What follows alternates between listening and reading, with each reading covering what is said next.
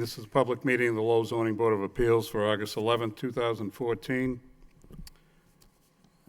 Before we start, a couple of housekeeping matters. If you have a cell phone or electronic device, will you make sure you either turn it off or turn it down, please? And if you plan on speaking on behalf of a petition, if you could sign in at the podium with your name and address. The first order of business is under new business. This is ZB 2014-32. The petition's a variance. The applicant is Natalie Greenblatt Revocable Trust, property located at 100 Burnside Street. Petition, the petitioner seeks variance approval to construct a new single-family home without meeting required lot size, frontage, and lot area per dwelling unit pursuant to section 5.1 of the zoning ordinance. Mr. Flood, how are you?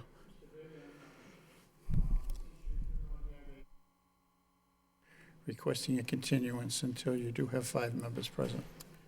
And since you reminded me of that, I guess I'll make that known to everybody that's here for any petitions this evening. I forgot to shut this off. So you don't follow my instructions. It's unbelievable. I'm sorry. So your client would like to come back? My client would like to come back. I cannot come the August 25th. I'll have to wait till the first meeting in September. Okay. I have another commitment that day. Okay, so why don't we read the next one in, and then we'll make it official. Okay, so let's take a roll call for a continuance, and you want to do? September 8th, I think it is. Yep, September 8th. Yep. Okay, could I have a roll call, please? Through you, Mr. Chairman, I make a motion to continue ZB 2014-32 to September 8th, 2014. Second? Second the motion. Roll call. Mr. Bailey? Continue to September 8th. Mr. Palia? Continue to September 8th. Mr. Peck? Continue to September 8th. Mr. Perrin? Continue to September 8th. Okay, our next matter is ZB 2014-33. Petition is a variance. The applicant is Natalie Greenblatt Revocable Trust, 99 Sales Street. The petitioner seeks variance approval to maintain a single-family home without meeting the required lot size, frontage, setback, side setback, and lot area per dwelling unit pursuant to section 5.1 of the zoning ordinance. Mr. Flood. Same request, Mr. Chairman. I'm sorry about that. No, that's okay. Get a variance for that phone from you. My daughter took it. She's taking care of it. Yeah, okay. All right, so could I have a motion for continuance, please? Through you, Mr. Chairman, the matter before is ZB 2014-33 at 99 Sales Street. I make a motion to a continuance to September 8th, 2014. Second? Have a second? Second. Roll call. Mr. Bailey? Continue to September 8th. Mr. Palia? Continue to September 8th. Mr. Peck? Continue to September 8th. Mr. Perrin? Continue to September 8th. Okay, Thank Mr. you. Flood, see you on Thank you. September 8th. Thank you. All right, our next matter before us is ZB 2014-34. This is a variance. The applicant is Common Ground Development Corp., property located at 430 Broadway Street. And the petition, the applicant is seeking variance approval for a redevelopment located at 430 Broadway Street.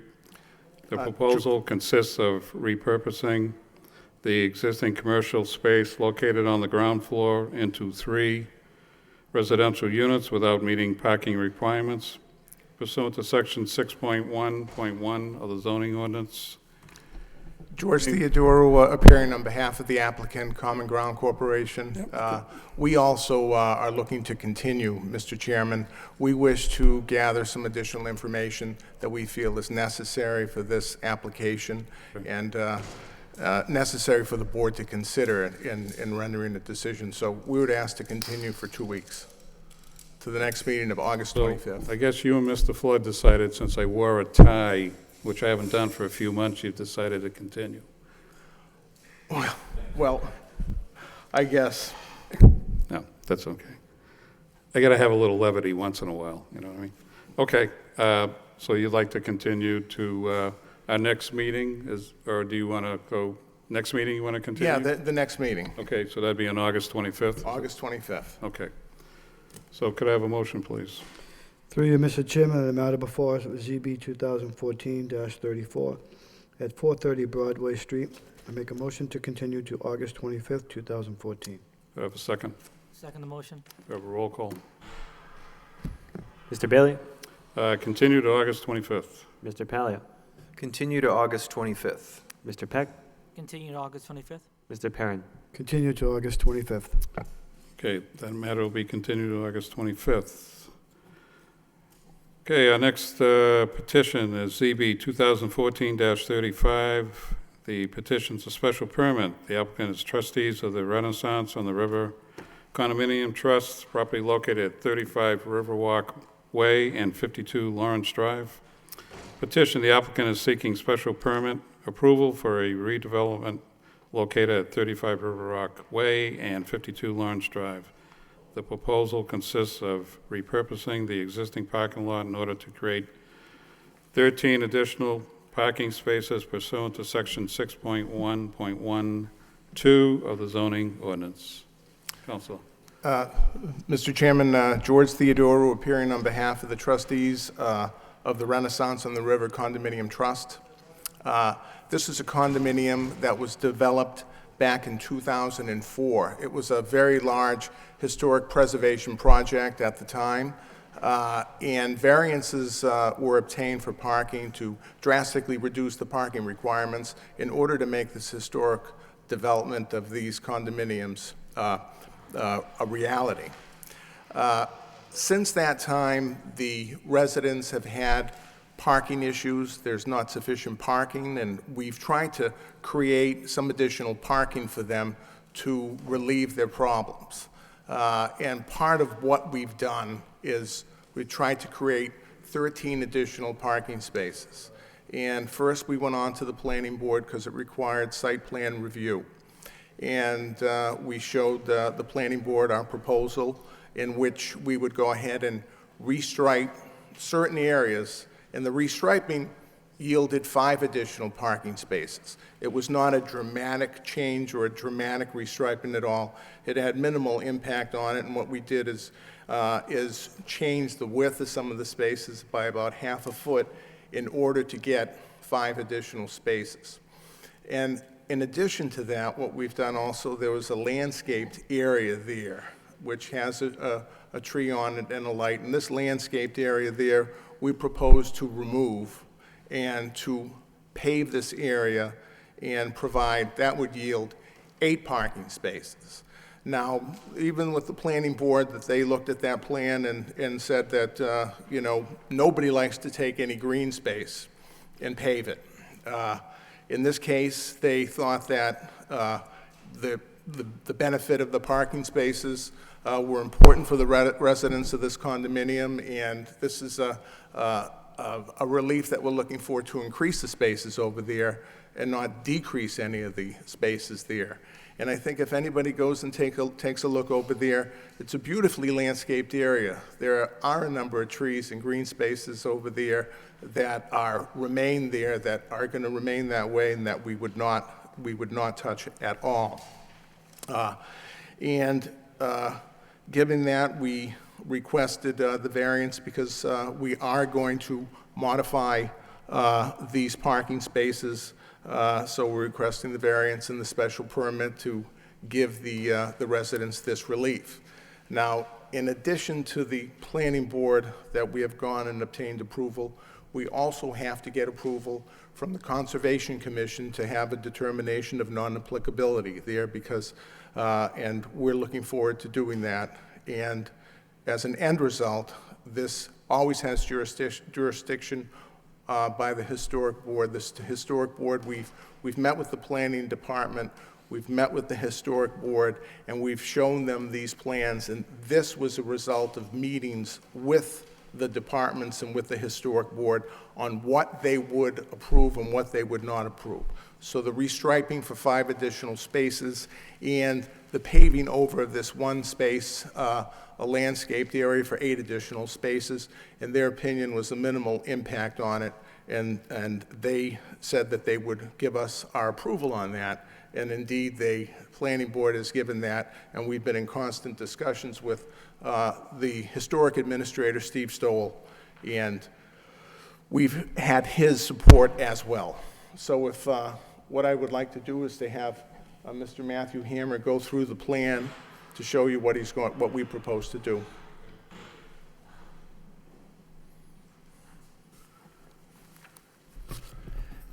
Good evening, Chairman and members evening, of the Sam. board.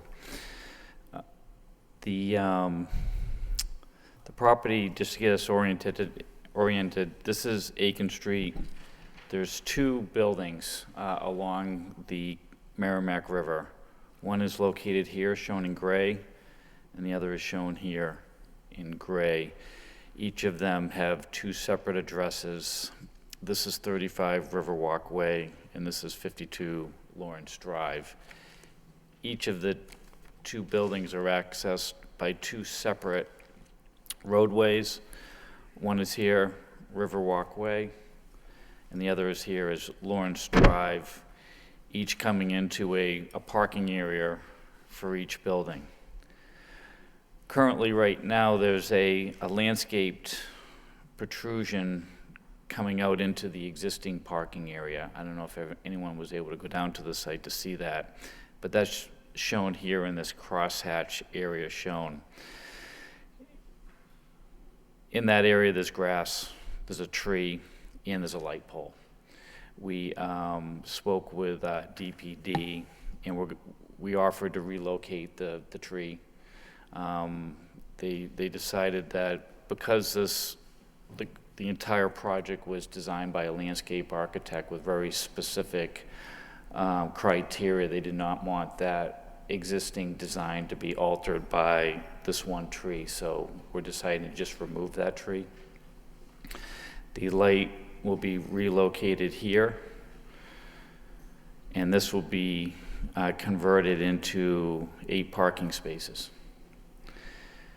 Other areas within the site where we were able to meet the minimum 8.5 foot width parking space, we're able to actually restripe these areas and to move the curbing slightly to gain additional spaces. Those additional spaces are shown here, one, another one here, another one in here, one here.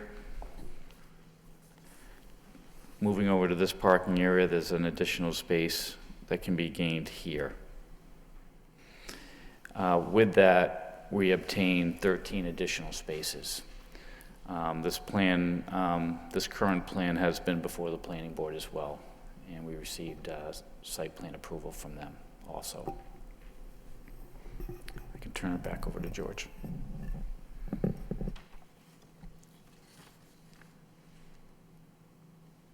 So as far as the last meeting with the planning board, so when we received the comments from DPD's review, is the condition, was there one condition DPD had with you at your last meeting? That's correct. I believe it was to give them our maintenance plan Yep. for the paved area that is going to yield the 8 parking spaces, and that is going to be a porous pavement, and we'll give them the maintenance plan that's required. I believe it's to vacuum the site, but we'll comply with that in Right. every respect. And that was the only condition? That was. Beyond that, they were satisfied with what was presented? Yes, they were. Yep. And you also mentioned conservation. We haven't filed yet, but we do have to file for conservation, which we'll plan to do, hopefully get it submitted for a meeting in September. Okay. So no work could be conducted till conservation No. takes a look at it also, correct? Okay. All right, anything else you'd like to add? No.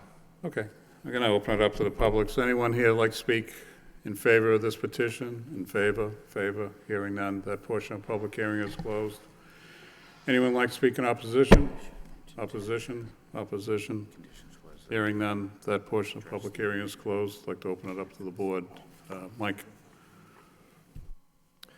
Thank you, Mr. Chairman. I don't have any questions, just echoing the comments that have been made both by the petitioner, and I think everyone knows when that project went forward. I think we knew right from the outset that there was going to be parking issues there. But in order to maintain the park and the historic area, there was a special permit or variance back then, but this is good that you've worked with the other city departments to see what they would approve, and I have no problem giving up that little bit of green space for some more parking. Okay, thank you. Van? Through you, Mr. Chairman, to the counselor, you spoke a little bit about the historical board. What are some of their recommendations, suggestions for this? Well, we at first, when we met with the planning department and Steve Stoll of the Historic Board, of course, we had a bit more of an aggressive plan to provide a little bit more parking. We were made clear that the certain areas that were near the walkways were not to be touched. Any of the parking around the smokestack, which is to be maintained by easements in perpetuity, was not to be touched. We complied with that. And also, as far as that one green space, there was no issue with paving that one green space and restriping, which is a minimal impact on there of the restriping. So we went through that with Mr. Stoll, and he was in agreement with the plan that we proposed.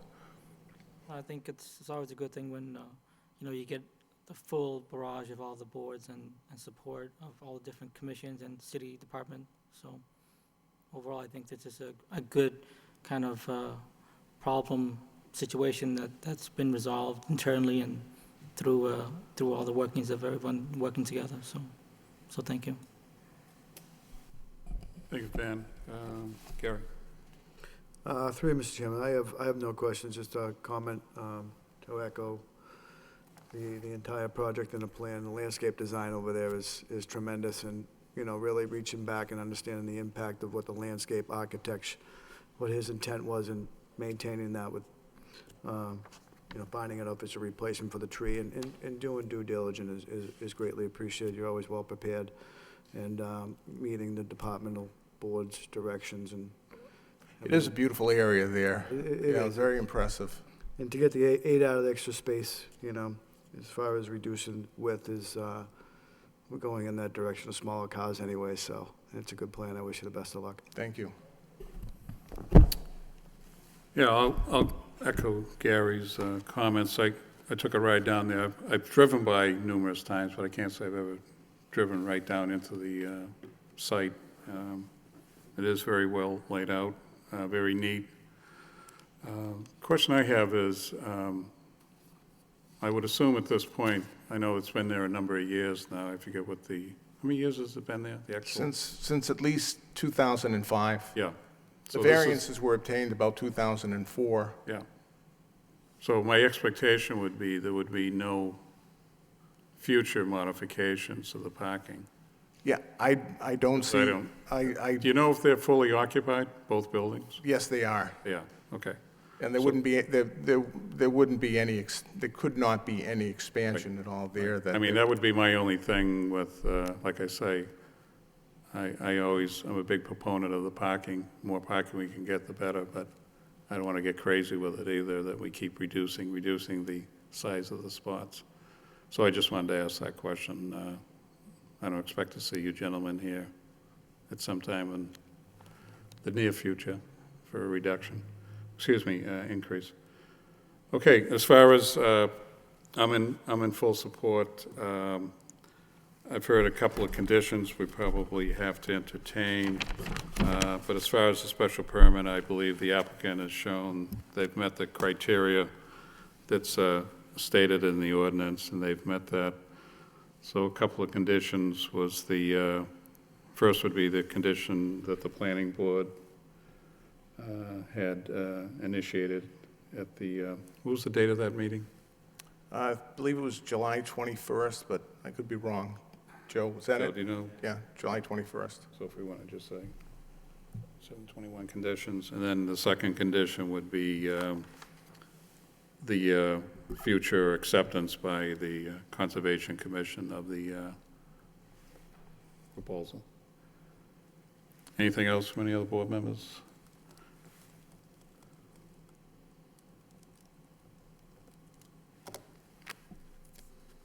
So could I have a motion, please? Through you, Mr. Chairman, the matter before the ZB 2014-35 at 35 Riverwalk Way and 52 Lawrence Street for a special permit. I make a motion to approve with the following comments and conditions. Include comments and conditions from the 7/21/14 Planning Board meeting and accept future considerations from the proposal from the Conservation Commission. Do you have a second? I second the motion. A roll call? Mr. Bailey? Approved with conditions. Mr. Palia? Approved with conditions. Mr. Peck? Approve with conditions. Mr. Perrin? Approve with conditions.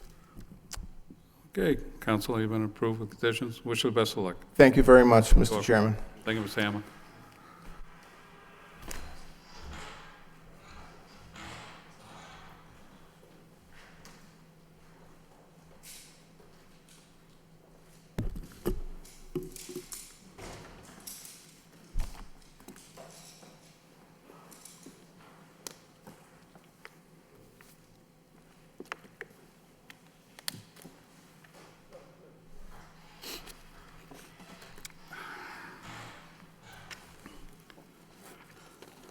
Okay, our next matter before us is ZB 2014-36, the petition to special permit. The applicant is Nicholas Fotopoulos. The property is located at 1600 Middlesex Street.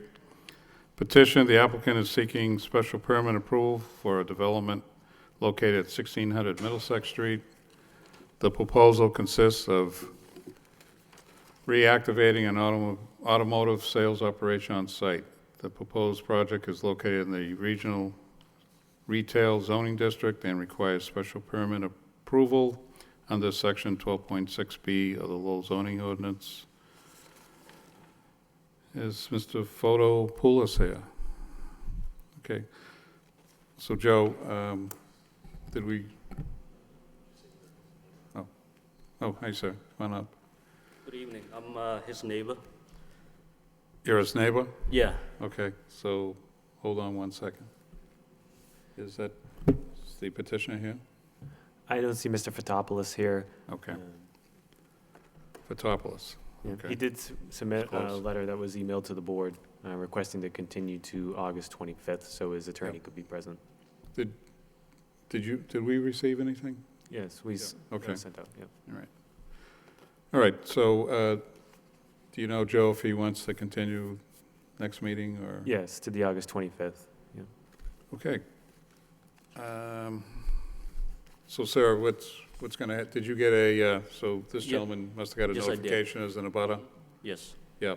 So the petitioner is going to now come to our next meeting on Monday, August 25th. Will be the August next 25th? meeting. Okay. So there won't be anything else in the paper, any other notifications, correct, Joe? That's correct. Yeah. So if you would like, you could attend on August 25th and address the board with any concerns you have. So I cannot say anything right now, eh? I mean. Well, I just assume not to. I'm not going to open it up because the gentleman isn't here to speak to it. Okay. All right, sir. Now, if you can't attend, I mean, if you want to write something to the board, send it in to, if you want to talk to Joe, get his name. You could also submit something in writing if you want to, if you can't be here in person. Okay. All right. Okay, sir? Thank you. Thank you. Thank you for coming. All right, so could I have a motion to continue, please? Through you, Mr. Chairman, a matter before us, ZB 2014-36 for a special permit at 1600 Middlesex Street. I make a motion to approve continuance to August 25th, 2014. Do I have a second? Second? A roll call? Mr. Bailey? Continue to August 25th. Mr. Palia? Continue to August 25th. Mr. Peck? Continue to August 25th. Mr. Perrin? Continue to August 25th.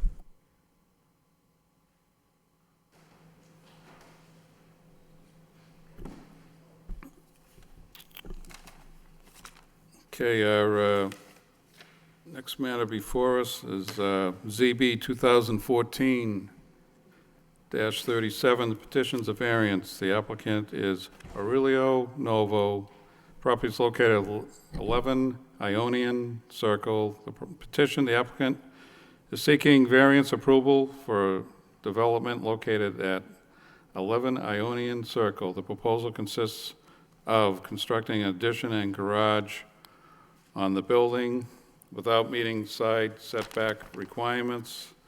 The proposed project is located in the suburban single-family zoning district and requires variance approval under section 5.1 of the zoning ordinance. Good evening, sir. How you doing? Did I pronounce your name correctly? You hit it. You hit it right on. Great, thank you very much. So, would you like to tell us about your petition? My wife and I have lived in the single-family house for about 11 years now. Both our kids go to the Pawtucketville School, which is right down the street. And basically, we're looking to stay there and stay in Lowell for the rest of our lives. So in order to do that, and with our expanding family, I was hoping to add on a one-car garage with a bedroom above and kind of a great room coming off the back of that. I've spoken to my neighbors, both to my left and right, and they both have no issues. And in fact, my neighbor to my right, Maureen Sturzo, I think she sent an email to Joe, as well as Jay Strunk, who's a Lowell firefighter across the street, that they're both in favor of doing the addition. So I actually drew up the plot plans here because I'm an architect engineer by trade, and I did my best to try to maintain some sort of setback without going right up to their property line. So that's what we're hoping to do. So I guess to start with, I get one of the questions I'll propose. Now, we received, let me get there. So you submitted, you didn't want to do a plot plan, you didn't submit a plot plan, so you submitted, this is your drawing here, correct? Correct. So one of the things I noticed, I went to your property, in fact, pulled up right in front, made some observations, went down the street, come up and around, just to get a feel for the neighborhood. And one of the first things I noticed was your neighbor to your left. I noticed his fence and your fence look like they're together. Is that true? He built his wooden fence, Yeah. and then I threw my little Yeah. vinyl fence there for just a little more privacy. So where's the property line between your neighbor and yourself? I would imagine it's that wooden fence that he built. You would imagine, or you know that for a fact? I don't know for a fact because I bought the house after that was put in. Yeah. Okay. Well, what I ended up doing was because I saw that, and then again looking at the house. So on the right, your neighbor there also has a pretty good sized vinyl fence. Correct. They must have a pool out there, Correct. correct? Yeah. And when I looked at the fence there, it seemed to kind of have a big bow to it, heading towards your property. Yep. So then when I looked at that, I said, okay, where's the lot line there? Just trying to get an understanding. So when I took a look at your drawings that you submitted, I went to the Lowell GIS system just to see what they were showing. Yeah. And there seems to be, I'll call it encroachment if you want to call it that, of the fences and the lot lines. And that's not to say, why would they put up and let's destroy all the fences? But for me to get a good feel for the property, and you don't have really a front-to-back property line. Yours is straight out, and then you're bowing off to the right. Yep. So I know it's a little bit unusual. So because a plot plan wasn't submitted, and based on some of the city records I looked at, another thing I looked at was, per your drawing, you're showing your structure pretty much, I know you're showing 15 feet to your neighbor to your left and 20 feet to the right. Right. It almost looks like it's, equally distanced, but again, if I look at the city's GIS, your house seems to be leaning, or structure is more to your neighbor to your left also. Yeah, I mean, I took the certified plot plan from the GEO, and I just went off the dimensions that were there. 15 feet to the left, 20 feet roughly to the right. you know, and I used this as a base to come up with these plot plans, you know, and I measured out on the left side, and it pretty much is 15 feet to his fence. On the right side, the reason why their fence kind of curves is because at one point there were a ton of trees there, and they just decided to go around the trees. Well, like I say, you know, I just wanted to ask the questions first of all, because, you know, based on your submittal with what you want to do with the driveway and adding the garage and adding a room over that, and then you want to build basically a family room off the back. You're doing everything on the right-hand side, and if I start looking at the fence that's currently there with your neighbor, I'm trying to assess how that's going to fit with the way the fence is also set up there, what you really have for clearance. Do you have any comments to that? I mean, I measured it out on my own land, obviously, because the fence is right there, and I didn't see any issues. If anything, I'm actually going to have some additional space because they kind of shortchanged themselves by going around the trees that were there before. Their vinyl fence actually should be coming closer to my lot line, but they, I know for a fact, have no issues at all with my plans to have an addition, and they're actually in support of it, so. And the neighbor on lot 63, he's also in support of it too. He has no objections. Right, I appreciate that, but, you know, we have to take a look at what's being submitted. Yeah. And based on, you know, the criterias that we have to go with, I'm trying to really, you know, and I'm just speaking for myself, the other board members haven't even spoken yet, and I haven't opened it up to the public, so I need to give you my observations to begin with, okay? Sure. Do you have anything else you want to add at this point? about the proposal? No, I mean, we just, you know, we're hoping to really obviously get acceptance to do this because we'd like to stay, you know, if for whatever reason we can't do the additions, then that would kind of maybe push us towards having to, you know, maybe sell the house and buy a bigger house, which we'd rather not do, or worst case, you know, go to a neighboring town, which again, we would not like to do, so. Okay. If you don't have anything else you want to add at this point, I'm going to open it up to the public. Sure. Okay. Does anyone here like to speak in favor of this petition? In favor? In favor? Hearing none, that portion of the public hearing is closed. Anyone in opposition? Opposition? Opposition? Hearing none, that portion of the public hearing is closed. Going to open it up to the board. Mike? Thank you, Mr. Chairman. A technical question, actually, Joe, on the certified plot plan. Is that a requirement of the application? Typically, Unless it's requested to be waived? correct. Yeah, it's typically a requirement, but it can be requested to be waived from the applicant. Okay. And a couple questions for the applicant.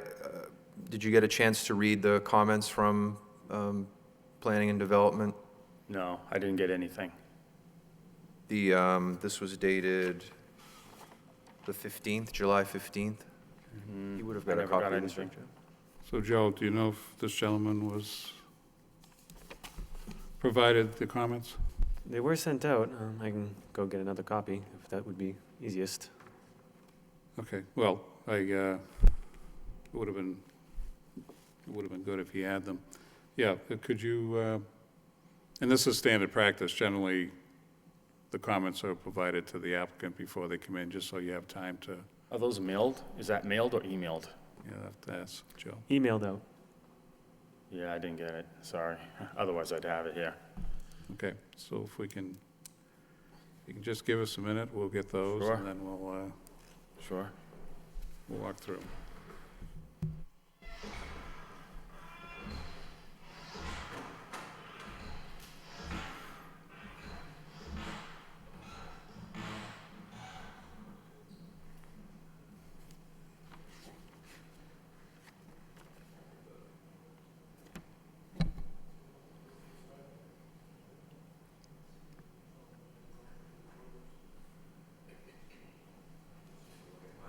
Yeah, sure.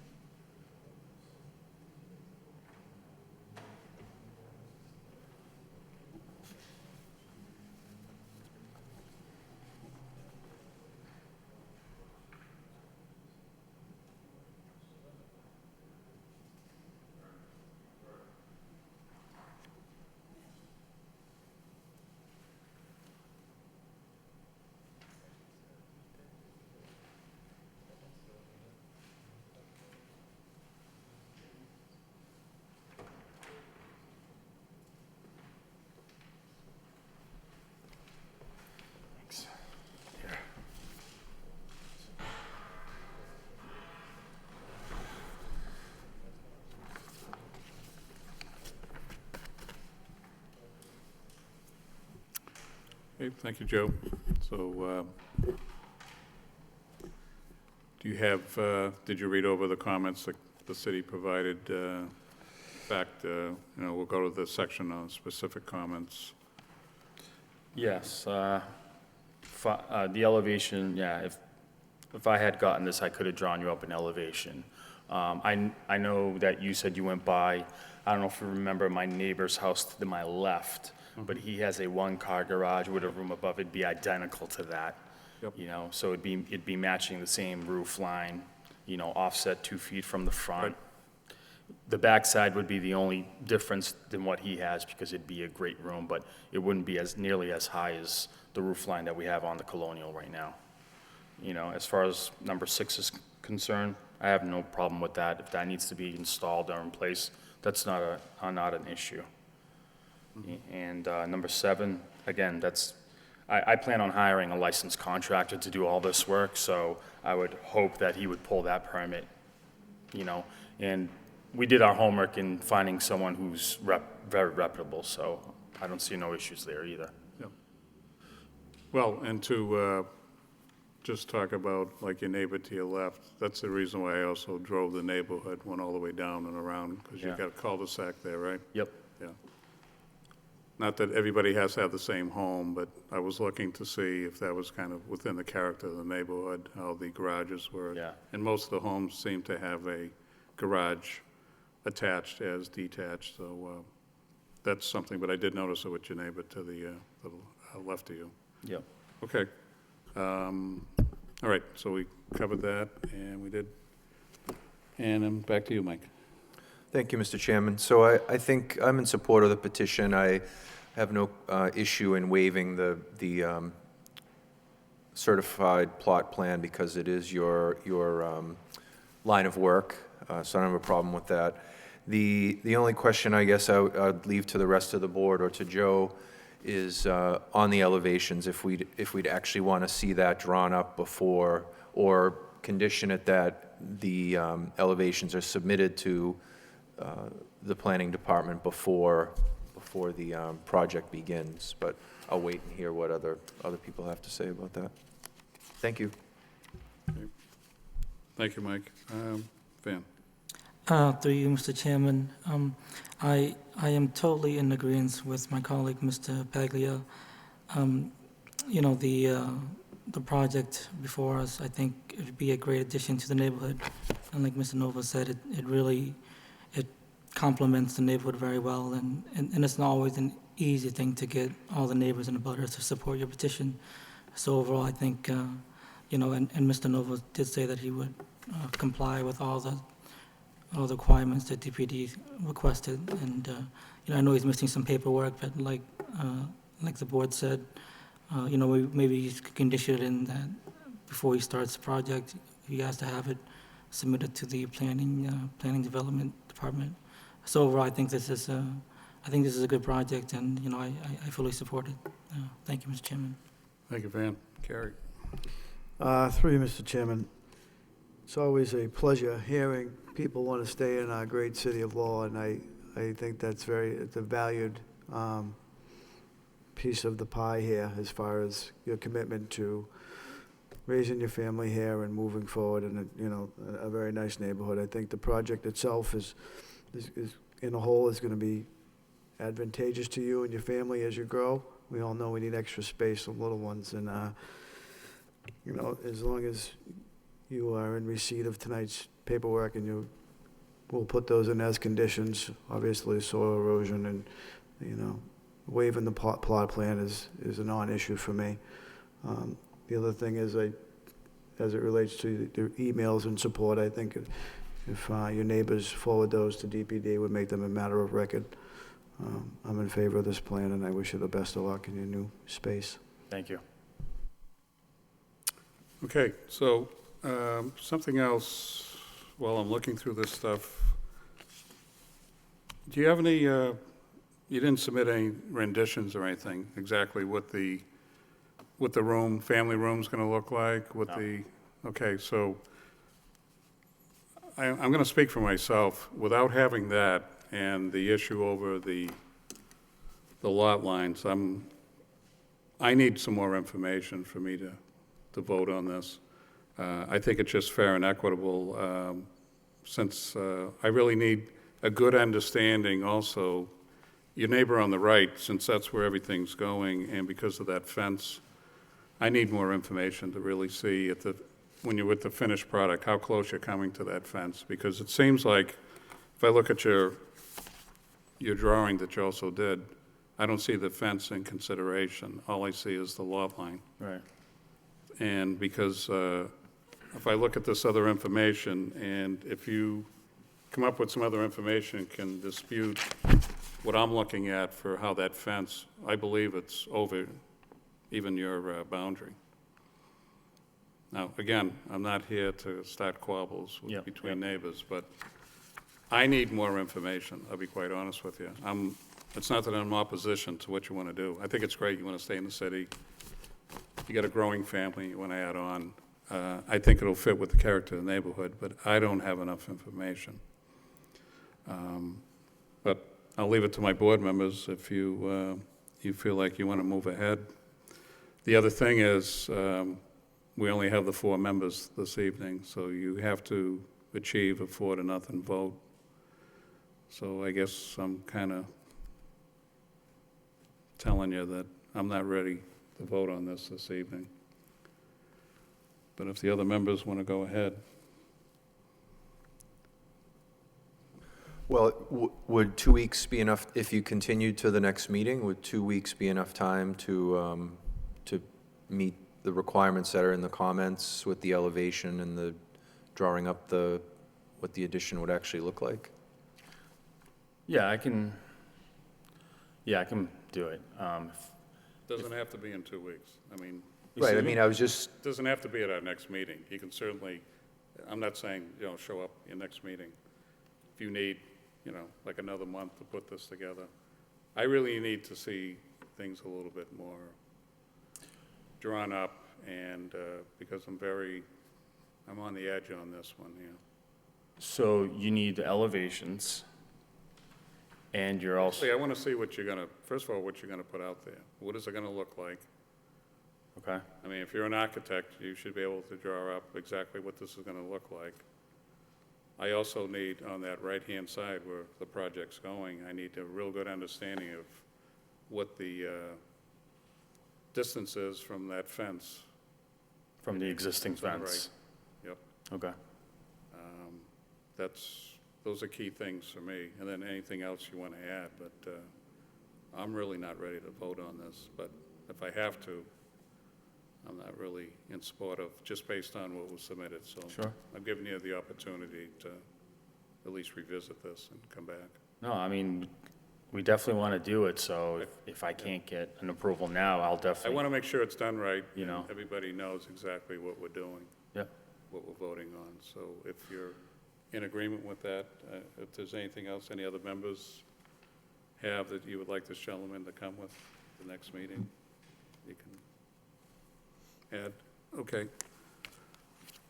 So September 8th would be the meeting that you would come back to us. okay. And Joe, again, there'll be no other notifications to abutters or anything with the continuance, correct? That's correct. Okay. Do you have any questions for me before we, So will I get another notice to come here on September 8th, or do I just show up at 6:30? well, so here's my strong suggestion, and you're not the first applicant that's come in here that this has happened with. Yeah, We're giving you, till September 8th. I would strongly encourage you, if you can, is to submit something through Joe's office so the board can review it before the meeting.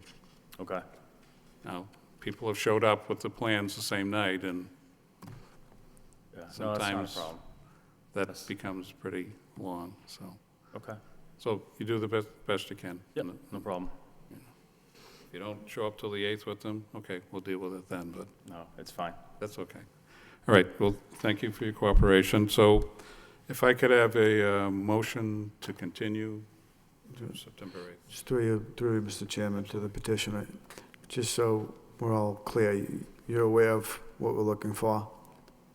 The new, from the letter, elevations, erosion control, the driveways are non-issue till permitting, and then And you can always, renditions.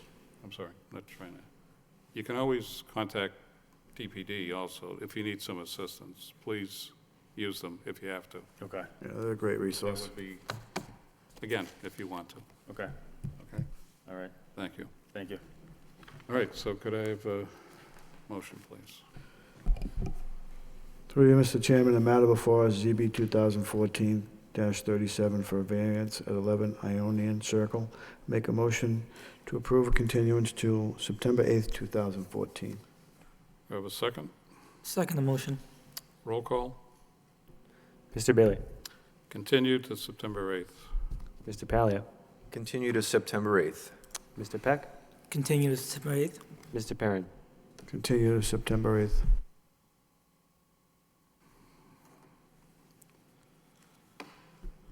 Okay. Our next matter before us is ZB 2014-38. The petition's a special permit. The applicant is Bell Atlantic Mobile of Mass Corp. Ltd., property located 525 Pawtucket Boulevard. Petition, the applicant is seeking special permit approval to install a wireless telecommunications facility on an existing condominium building pursuant to section 7.6 of the zoning ordinance. Is there a representative of Bell Atlantic? Good evening, gentlemen. My name is Carol Holohan. I'm an attorney with the McLean Law Firm here on behalf of Verizon Wireless tonight. With me is my colleague, Bob Foxworth. Also with me is Daniel Ham, who is an engineer from Hudson Engineering, who prepared the drawings. I have two members of Structure Consulting, George Ifsuk and Todd White, and also with me is our radio frequency engineer, Dan Goulet. I know this is an experienced board and you've dealt with these wireless telecommunications issues frequently, so with the board's permission tonight I'd like to give you a brief overview of what the proposed installation is and then open it up to you and answer any questions you may have about it. Good. Okay? Thank you. You wanna- Sorry.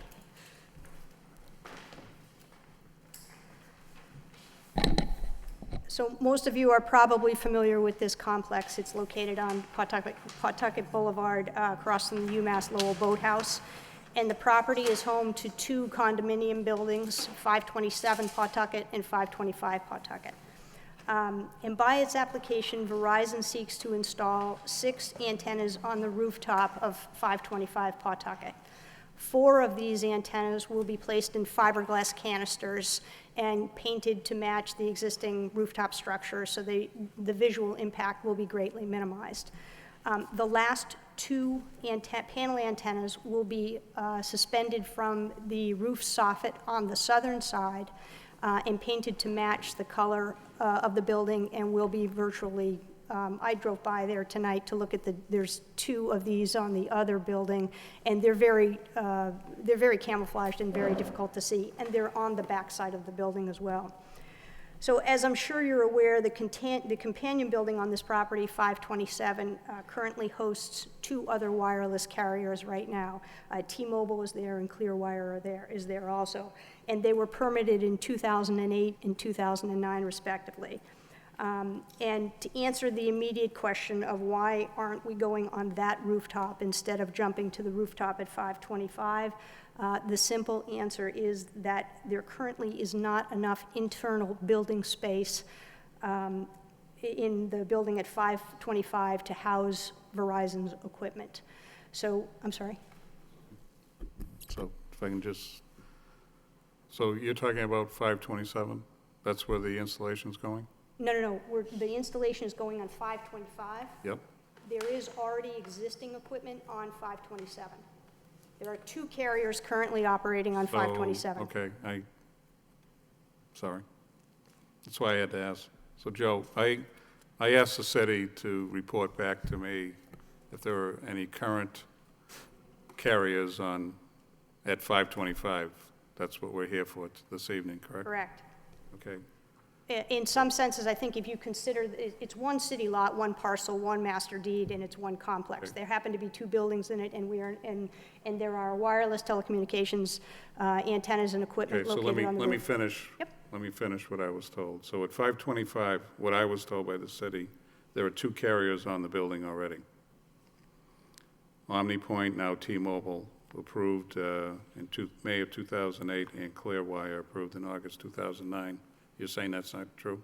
I'm saying that those are on the building at 527, but the property address for that parcel, and the owner's here and can correct me if I'm wrong, is 525-527 Pawtucket. Okay, so I have to ask the city. Since I requested this, that's why I just want to make sure everybody's clear. I know we get into addresses. This isn't the first time. We've had multiple addresses. Joe, can you clear it up for the chairman who's old and doesn't hear and doesn't understand? Yeah, the way it was just described by the applicant is correct. The parcel address for the two buildings is 525, even though in this case we happen to have two buildings that have an address. One has an address of 525, another one has an address of 527. I guess to clarify that, there's currently no equipment on the building that's numbered 525. There is equipment, the two that were mentioned in the email from my colleague, was for 527. So what Verizon has tried to do, I'm going to step away from the mic. If anybody has a problem hearing, let me know, and I'll turn it around a little bit. So what we're doing is there'll be 4 canister antennas located right here in the roof. So the roof line is at 93 feet above ground level.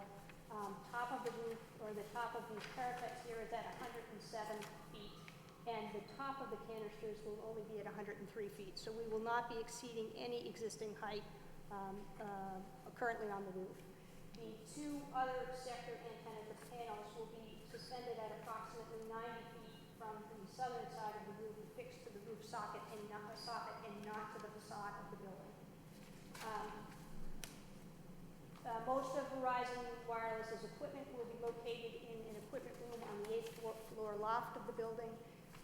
There is an external generator, natural gas generator, that will be located on the northern side of the building. It is in the floodplain. We've been through the Conservation Commission. We have their approval. It will be on a steel grate posted on piers, and it will be fully enclosed for security and visual, to minimize any visual impact with a fence.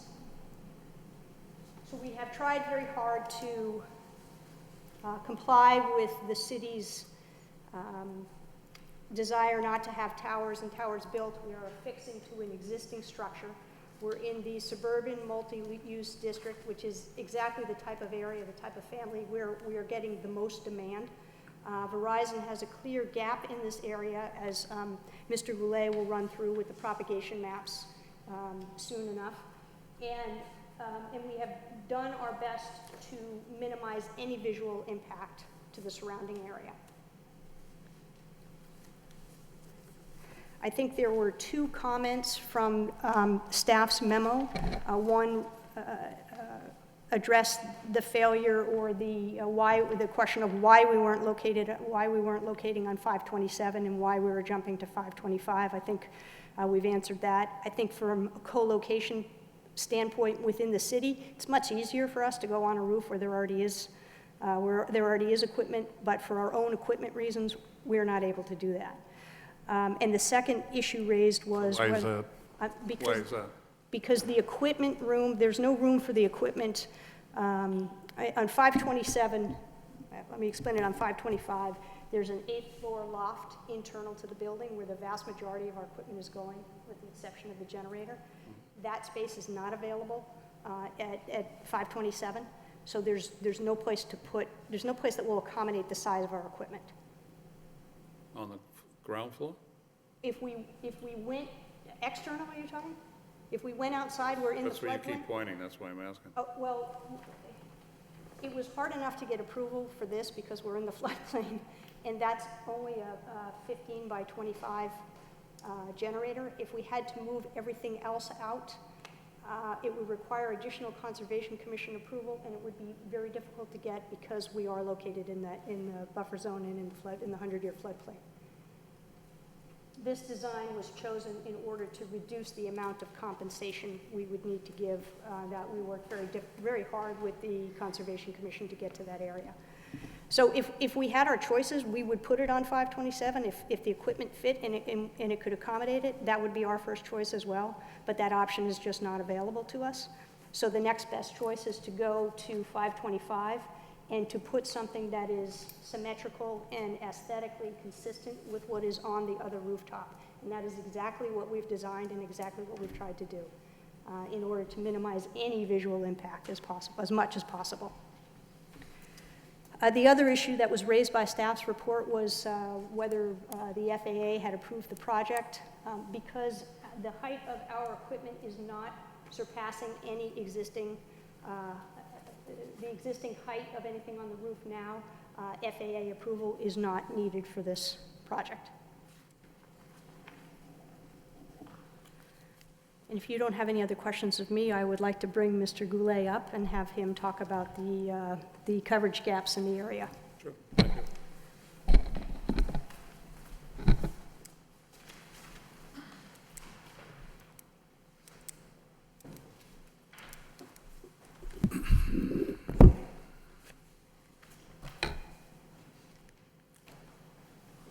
My colleague just reminded me that the other reason we don't necessarily want to or can't go on the other roof is we're trying very hard to minimize the potential for any interference among the equipment. We've already got two other carriers that got equipment up there themselves, and anytime you send a tech up there to work on something, potentially the roof is just going to get more crowded. And there also is the potential, although I can't say precisely exists, there's potential for interference between and among the carriers on a radio frequency level as well. So just next time, if any of the representatives need to speak, I need for either yourself or any of the representatives that you come to the podium or speak into some type of microphone for people that are watching from TV. Okay. They might not have even heard what you said, so I might come back to it Okay. anyways. But I appreciate the comment, thank you.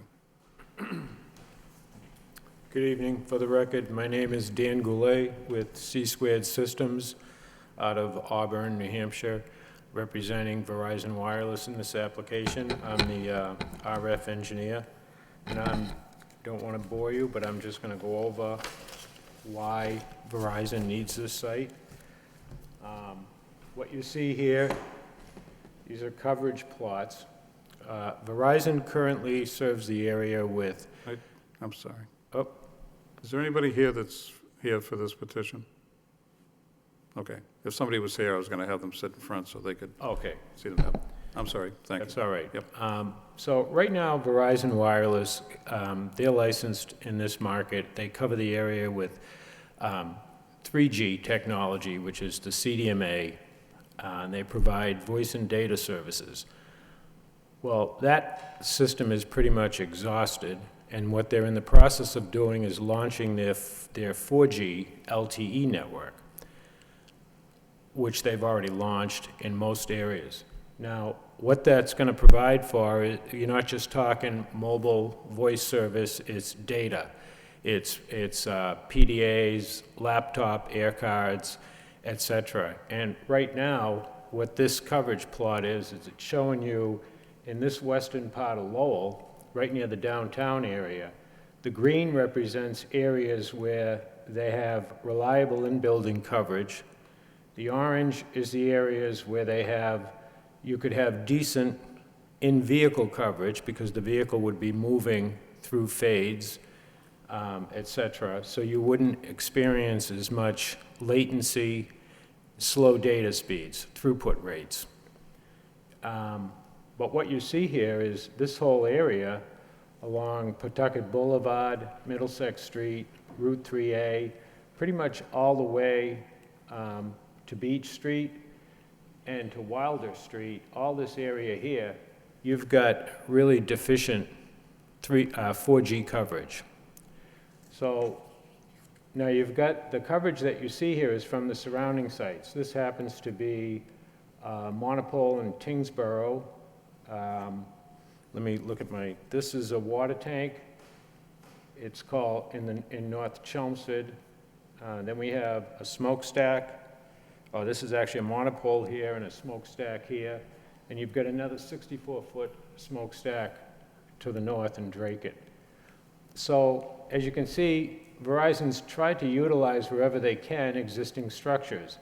Well, this building, the proposed site, the antennas will be at a center line of 88 feet for one and 99 feet for the other. That's the ones up on the roof, but within the stealth cylinder enclosures are at 99 feet. And then there's going to be one sector with 2 panel antennas painted to match the outside exterior of the building. They're going to be a little lower. They're going to be at 88 feet.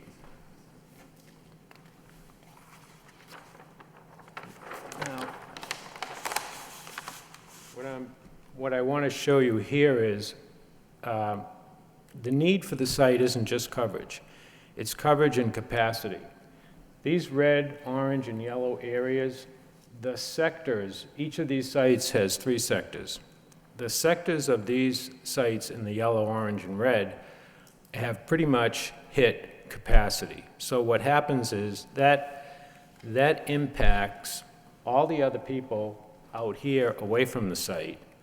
The more people using it, which every day there's more and more usage, and there's more people downloading videos, movies, emails, etc., all kinds of data. So the more people you have on the network at the same time, the more it impacts all other users trying to access the network. So with the proposed site, this is the fill-in over here. So we're covering Barnum Ave, Pawtucket Boulevard. We're filling in a lot of the gaps on Middlesex and Route 3A and part of the downtown area. But more importantly, what you see, that blue area, those are the sectors, that's the offload for the Lowell downtown and this site that's really in Lowell, but for whatever reason is referred to as Chelmsford 2. But this blue area has offloaded these 2 sectors which were approaching capacity limit. So the offload is in the neighborhood of 35% for this site's gamma sector and 39% for this red here. So it's a good site. It's, instead of building a tower, I mean, we're utilizing a rooftop, and it's going to provide a lot of the coverage and capacity needs that Verizon is looking for their 4G. And I'd be happy to answer any questions. That was kind of the abridged version.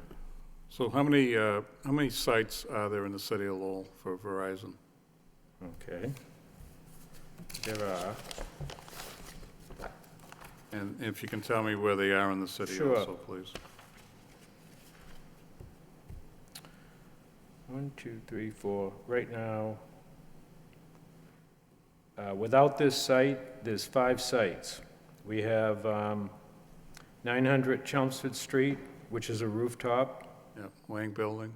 106 Marginal Street, which is the smokestack. 50 Warren Street, which is a rooftop. Tanner Street, which is a monopole. And then we have the proposed rooftop.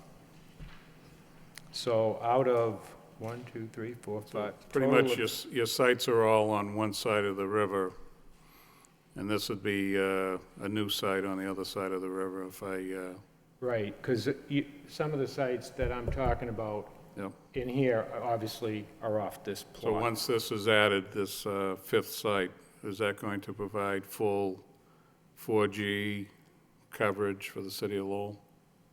This 5th, the proposed? By adding this 5th site, which is the proposed site, right? Right, well, what I'm showing you here is its Yep. coverage footprint. You notice there's Yep. still some white areas here, but that could end up being served by a future site in Drake. I'm not saying that, I'm not We're privy. here for the city of Lowell, and I know, as the attorney mentioned, we've had quite a few It's not like our first dance with cell towers. So since this is the city of Lowell, I just want to understand, is Verizon going to have full coverage with this new site that's being proposed? Or is Verizon going to be coming back here again with another site in the near future? I'm not going to say that they're not, but it doesn't mean if they do come back for another site, it could be another rooftop. Because as you can see, back in the day when they used to build sites, and I was with Verizon back in the day when they were 9X Mobile, and we used to never build a site less than 180 feet. These sites are 82 feet, 68 feet. This one's 147, that one's 64, and this one's 99. So what happens is the more usage you get on the network, the more demand there is. Now you've got to start kind of plugging in sites with smaller footprints, because if you build a big site, you're just going to have more capacity problems. Right. Does that make sense? You got surrounding towns that probably Verizon has sites that should be able to use the line of sight with all your other facilities in Lowell. Is that No, correct? well, don't misunderstand that. It's not line of sight from this site to this site. That has nothing to do with it. There's no line of sight going on there between cell sites. The line of sight is from you, the user, or your laptop to the tower or the rooftop. That's the line of sight. So you have this, just show you this quick. And that's a key point, because that's the topography of the area. So you've got these hills here that you can see on the plot. So this one happens to be on the edge of a hill. This one here is really in a valley. The purpose of it is to serve the valley. There could be additional sites needed in the future. I'm not privy to that information right now, but my guess is that if they do need additional sites, they'll probably utilize another rooftop or an existing structure, just like they do in Boston. I mean, you have sites in Boston that are a couple blocks apart because of the capacity. Joe, do you know the last time Verizon was before us for a site? I didn't ask that, but I think it might have been an upgrade to the location on 900 Chelmsford Street, if I had to guess, but I can't recall off the top of my head. I thought so too, but I wasn't sure. Okay, sir. Anything else you want to? Not unless you have questions. Nope. Thank you. Thank you. Anyone else you're going to have present? On the issue of capacity and coverage, I just want to say that, Dan was saying that the point is to reach a valley. This is also an area in the city where there are many people with many devices downloading a lot of data, and the demand is ever increasing. And so we're looking to fill in these coverage gaps, and I think Mr. Goulet is absolutely correct when he says there may be other gaps in the city. In fact, there probably are, and you may see me or somebody else here for Verizon again, either on a rooftop or somewhere else, trying our best to live up to our obligations under the Telecommunications Act, and that is to close the gaps and to provide the service to our customers. So it's an affirmative obligation on our part that we're looking to close the gaps. It's not, we're not doing it to try to put up as many antennas as we can. We're trying to meet our obligations under the law as well. And there are, and this particular site closes a big gap that we do have. Yep. And that's the reason why I asked the last time maybe Verizon was here. It's not that Verizon's in here every other month looking to do something. It's been quite a while, so. Anybody else from your team that wants to present? No? Okay. We're all set. Can you just do me a quick favor? Can you just repeat about the equipment again, just in case people are watching? Yes, one of the issues when you have multiple carriers on a roof is that there's the potential for radio frequency interference. And I can't say that definitively that would happen if we went on 527. Our issue with 527 is more a function of the equipment space. But the more carriers you have on the roof, everybody's got their equipment up there. You have techs up there who come up to service the equipment.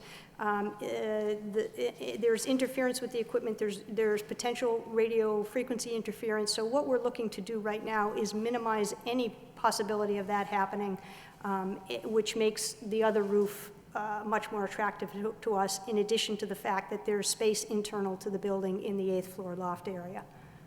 Okay. All right. Thank you very much. Okay, if there's nothing else from the petitioner, I'm going to open it up to the public. Anyone here that'd like to speak in favor of this petition? In favor? Favor? Hearing none, that portion of public hearing is closed. Anyone like to speak in opposition? Opposition? Opposition? Hearing none. That portion of public hearing is closed. I'd like to open it up to the board. Mike? I don't have any questions, Mr. Chairman, just a couple of comments. This was a very exhaustive and maybe exhausting package to read. I learned more about cell towers than I ever dreamt I'd be learning.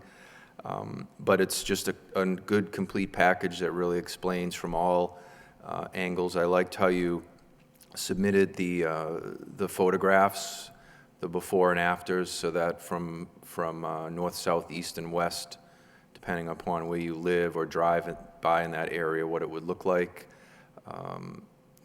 They certainly don't look intrusive at all. They look like they were part of the buildings when they were built. So again, I don't have any questions. Just thank you for the full package, and that's it.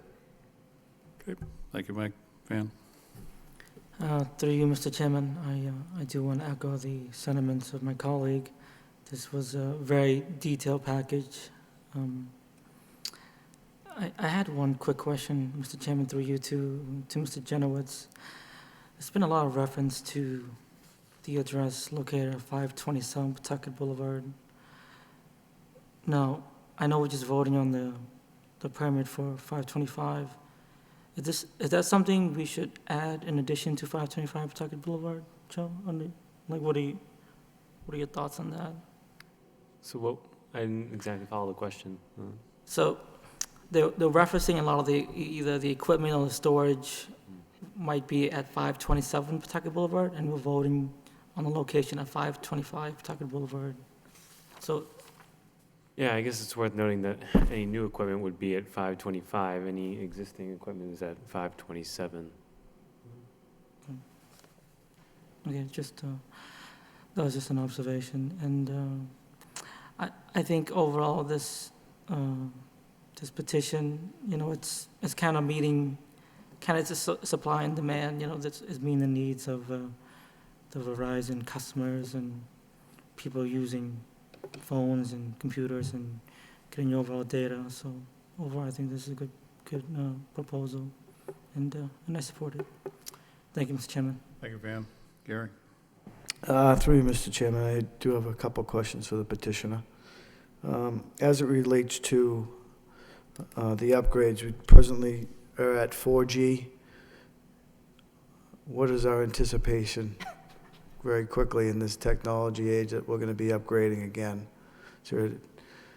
Well, I think the equipment, once the equipment is permitted, I think the equipment is only getting more efficient, smaller. We used to have the big microwave dishes, and we're down to the panels. And I think the technology is emerging, if somebody else here wants to speak to that. But I do think that society's reliance on computers and the flow of data is only going to increase. So the more we can do now to close those gaps in a way that minimizes the visual impact to the community and minimizes the potential for interference on behalf of the carriers, I think that's a win-win for everybody. It's also safety, and it's not only convenience, but it's safety and everything else who takes advantage of the additional coverage in the community as well. I very well versed in telecommunications with cell towers over the last year and a half. Seems to be that time of the decade. But I guess the other point to that question would be, is any of this equipment compatible to what eventually will be 5G? So it would just be, if we could just I'm gonna, Perhaps have the, ask perhaps we our could RF have, engineer to come up and answer just that. just to clarify, any Yeah, thoughts on that line? Right now, this 4G is supposedly, that's its long-term evolution. So what that means is it should be able to accommodate minor upgrades and capacity. You may see other types of the same equipment coming out that might be smaller and more compact. For example, years ago, this site, this can accommodate 4 different frequency bands. Years ago, you only had one, and every time you added a new band, you had to add a new antenna. So you had cell sites with 2 antennas for each frequency. Now, what we're talking about here is you've got 4 frequencies going into a single antenna going out on a sector. So that, if that answers your question about improved technology, the actual equipment cabinets are much smaller.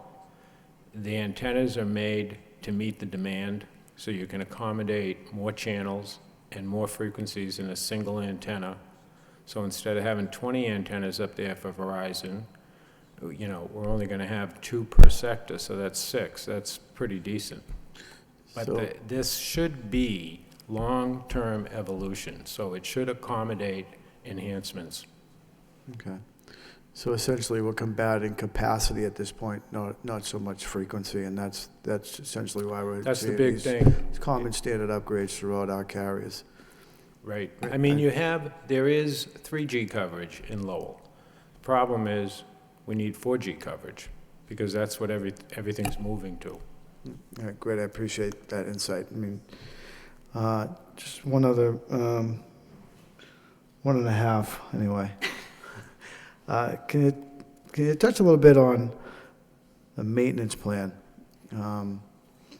as it relates to storage on the 8th floor and up into the roof? With this being Verizon's- a community, condominium complex, I know most of the contracts have standard maintenance plans, so just, Most of Verizon's equipment, it's an unmanned station. It requires a visit probably once or twice a month.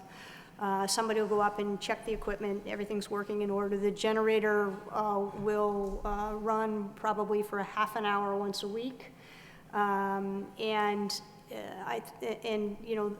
Verizon works with the landlord, only has access to the building with advance notice. I mean, it's pretty self-running. okay. There's not a lot of maintenance involved at all. Okay.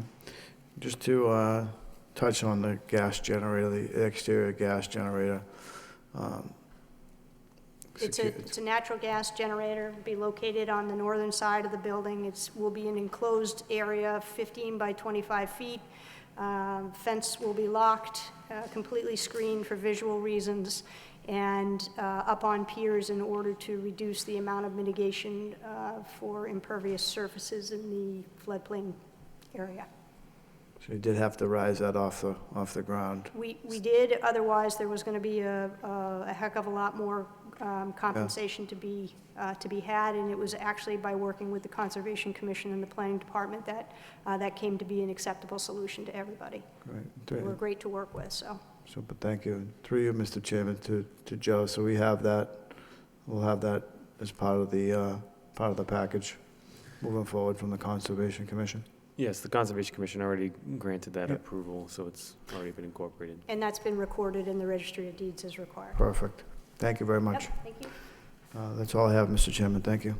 Okay, thank you. So I guess I'll just, ask a couple of things here. So you're telling the board that you can't co-locate on the other existing equipment because of interruption or some type of effect on your equipment, correct? No, I think Verizon's position is that we can't locate on the roof at 527 because there's no internal space in the building that large enough to accommodate our equipment. There is potential for interference when you have more than one carrier on the roof, and that's an issue of concern, but that is not the primary reason why Verizon is locating at 525.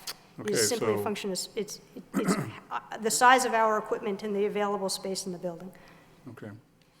So in the future, if another carrier comes along and they want to jump on board with you guys in that building, are there going to be issues with Verizon, somebody else coming on, another carrier? Ultimately, that's the landlord's decision, not Verizon's, but I think all of the carriers work pretty well at trying to place their equipment in a way where it's not going to interfere and where there is space, and certainly that's up to the landlord to decide how that space is going to be leased out. I'm glad you mentioned that, because I know there's no opposition here.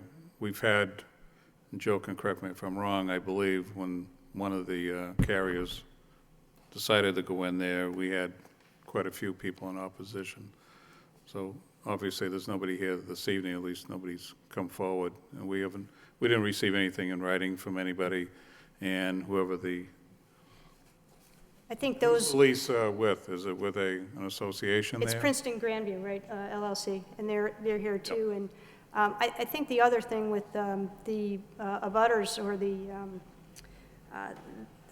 people against it comes from the fact, that was probably 2008 or 2006, I think, was when that first petition was filed. And a lot has changed in the use of cell phones and people's reliance on them in 8 years. And I think people have become accustomed to the service, understand the technology a lot better, and a lot of the fears that initially existed have been allayed. So I think there is some concern, obviously, still. So you do get people coming out, but in this instance, I think we worked very hard to try to cut those off at the pass before they even come to be. Okay. So the equipment that's going on the ground that Conservation approved, did you have any conditions with them around screening the equipment? Yes. Okay, so those aren't captured with them. Yes, they're in the final decision, and Okay. we're well aware of them. All right, well, I appreciate the overview. Again, for some of the members, this might be their first time, but for others, we've been through quite a few of these, so. Thank you for your time. Yep, all right. So, any conditions from any of the members? I know the equipment on the ground was one of the things, but if Conservation covered that. Yes, Mike? No conditions. I just had one comment I wanted to add, that although I receive phone service from a rival carrier, I'm not going to let that cloud my vote this evening. I'm not even going to make a comment to that. You're just trying to bait me into who I am, who I get. Okay. So I believe, you're here for the special permit, and the applicant has met the criteria. I know for a special permit with the Telecommunications Act and cell towers in general, it kind of falls in a couple of different directions, but I believe you've met the overall criteria for the petition. And with that said, could I have a motion, please?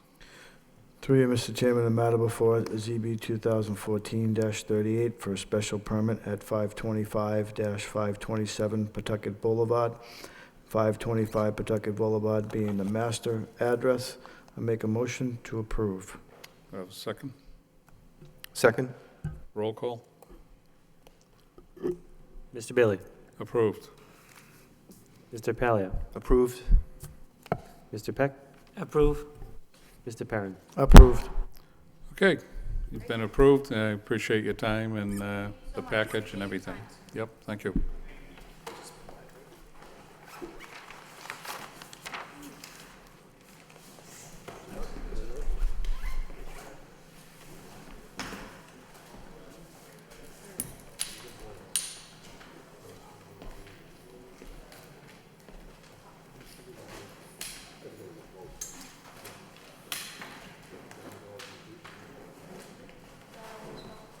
Money well spent.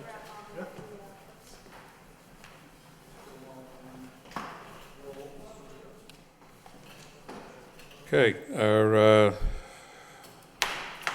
next petition is ZB 2014-39.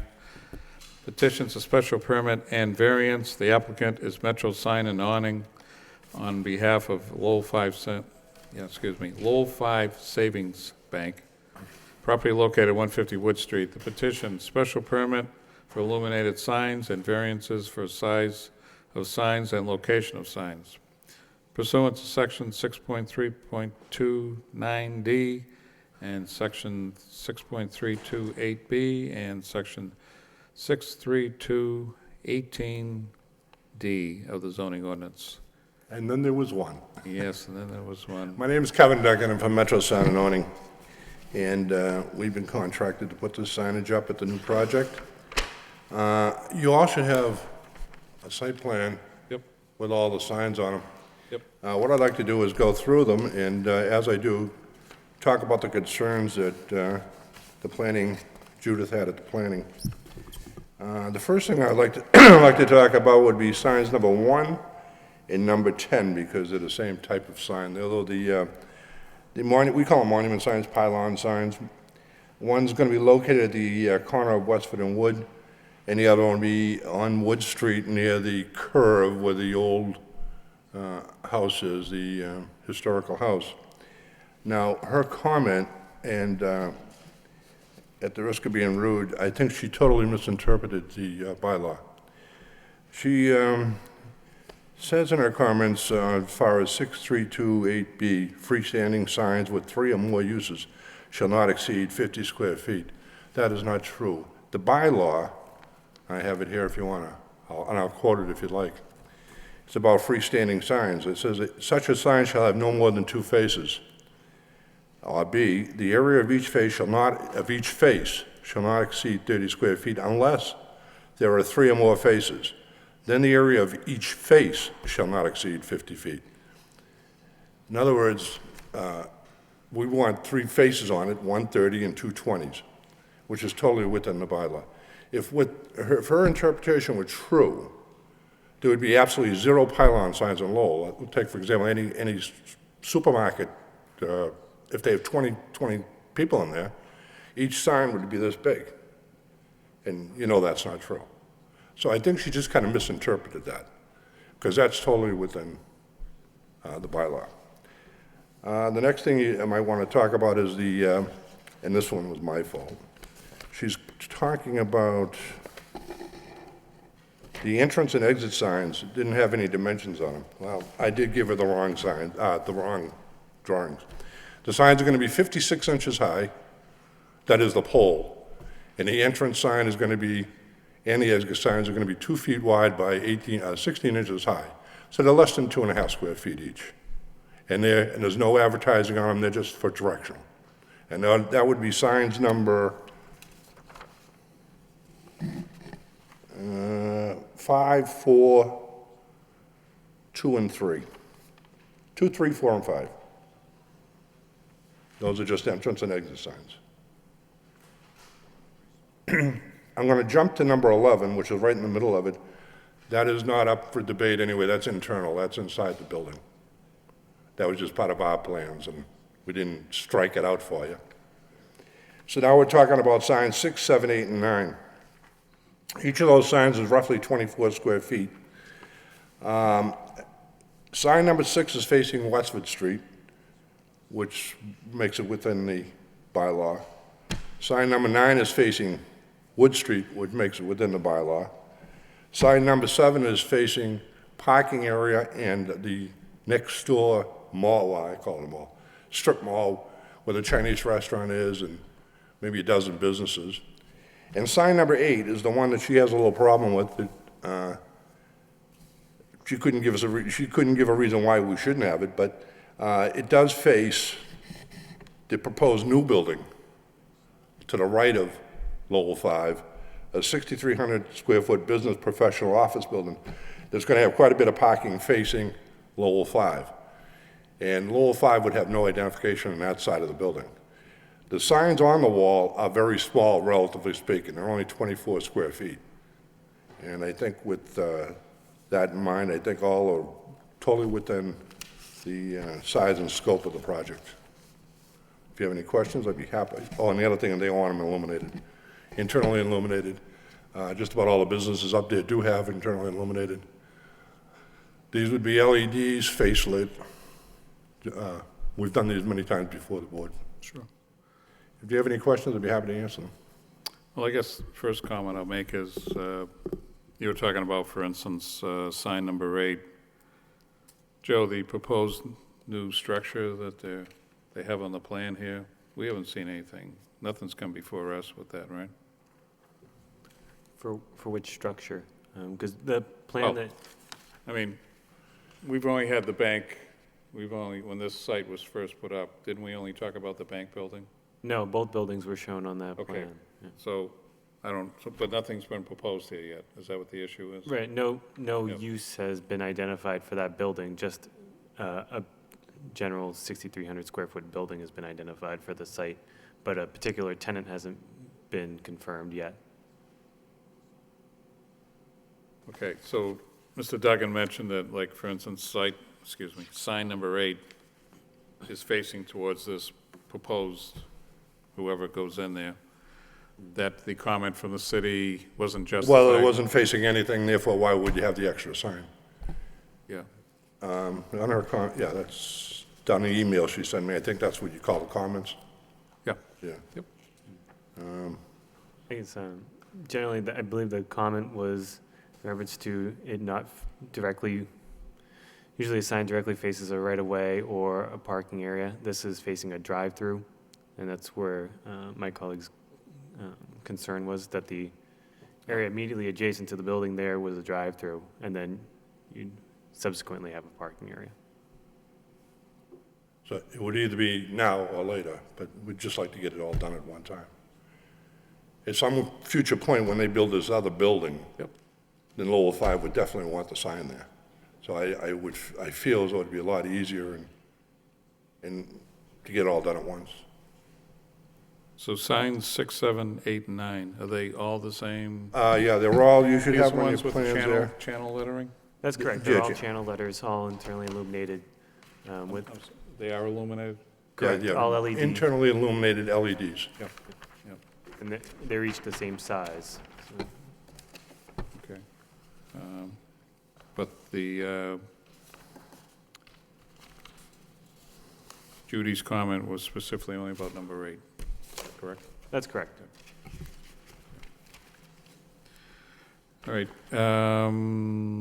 so number 10, Mr. Duggan, did you touch on number 10? Yeah, 10 of the first one, 10 and 1, they're two different sizes as far as the total sign go, but the faces are all the same, similar size. None of them are over 30 feet. Let me see, you should have a package there with both of them on, one on the left, one on the right. Let me see if I have mine here. Yeah, here we go. Number 10 is slightly bigger than number 1. Number 10, the entire sign is, but the face is very similar. Number 10, the face is 38 inches by 110 inches, roughly 30 square feet. And the two below it are 24 inches by 110 inches, which is, there again, roughly 20 square feet, slightly under. And then the one on number 1, those signs are slightly smaller on both occasions. Excuse me, they're 8 feet by 2 feet, 8 feet by 2 feet, and 8 feet by 38 inches. So they're all within the 50 foot. And that was the intent of the bylaw, it wasn't the intent of the entire sign. Yeah. So Joe, as far as the signage, so on Westford Street, there's the, I forget the name of the commercial building, the next door, we've had them come before us. Their signs aren't illuminated at all, I don't believe, and they're fairly, I think they just show the multiple companies in there. I don't think there's anything of height that I can recall. Yeah, there wasn't anything for height. There were a couple illuminated signs on the building. One was for a day spa that was over there, Evolution Day Spa. Another one was for Kumon, which was a learning center over there. Another one, What about the plumbing business? Well, plumbing and the showroom there. That's a different building, I believe, that's down further, isn't it? Yeah, but I don't believe that one's illuminated, but I can't I don't think it recall. is either. I'm just thinking of the height and the face of it. I don't think, since I've been on the board, they ever came before us. I'm just trying to, because there was a comment about the size of the pylon signs, correct? And What did the plans exceed? The face, it was, We have a 30, 20, 20, and then roughly, that'd be 3 by 8, it'd be 24, 16, and 16, as far as square footage goes. The bigger one would be 30, 20, 20, as far as square footage goes. A 30 square foot face, a 20 square foot face, and another 20 square foot face. right, but did DPD have any comments in relation? No, they didn't, no, Joe, they didn't have any comments on that, on the height and width of it. They were just talking about the total signage. And I think she misunderstood, like I said, I think she misunderstood the bylaw. Right, So when I'm sorry, I kind of cut you off. I was just gonna say, yeah, the comment was relating more towards the total square footage of the sign versus the height of the sign. But how much is it exceeding the total square foot? I mean, what are we talking about?